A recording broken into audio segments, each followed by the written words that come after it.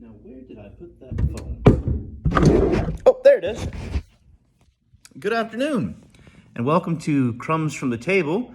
But now, since the series is kind of getting popular, we decided to change up the marketing and branded it to Table Crumbs. Nice little two-word phrase.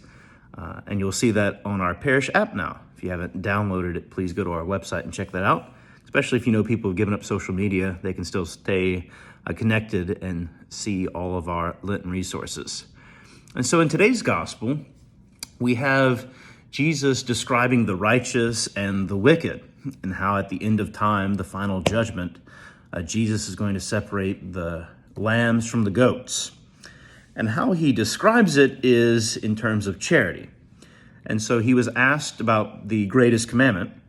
And what he says is the greatest commandment is to love the Lord your God with all your heart, with all your soul, and all your strength. He says, and the second is like it. You shall love your neighbor as you love yourself. And so in that first commandment is the first three of the 10 commandments that have to do with our relationship with God. And the final 7 have to do with our relationship with each other.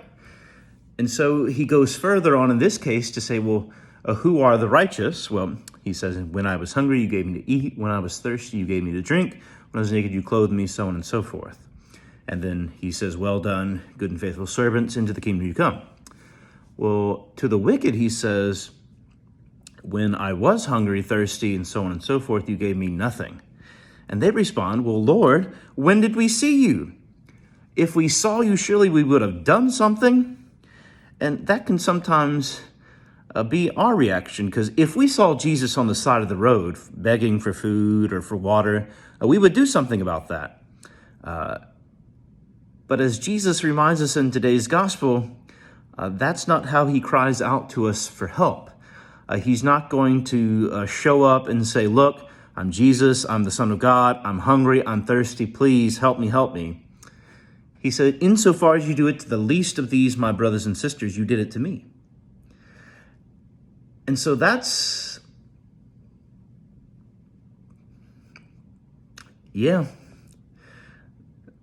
kind of, as Christians, we have no option to say, I didn't recognize Jesus in the homeless, in the poor, in the thirsty, and the hungry, because they didn't show Jesus to me. And if they did, I would do something. If I knew that they deserved it and they were truly, Christ-like, we don't have that excuse. Jesus reminds us that he's already there, and it's our duty to find Jesus. We can't make the poor show Jesus to us. We have to draw out, and point out Jesus to them. It's our duty to find Jesus in our brothers and sisters, because by being Christians, we necessarily promise to Jesus that we will always search him out and love them in the least of our brothers and sisters. Not necessarily the poor and the homeless, but those that we push out to the edges, that the world pushes out to the edges of society, the undesirables. But we as Christians, we go out and find them, because in the end, we know that Jesus is within them.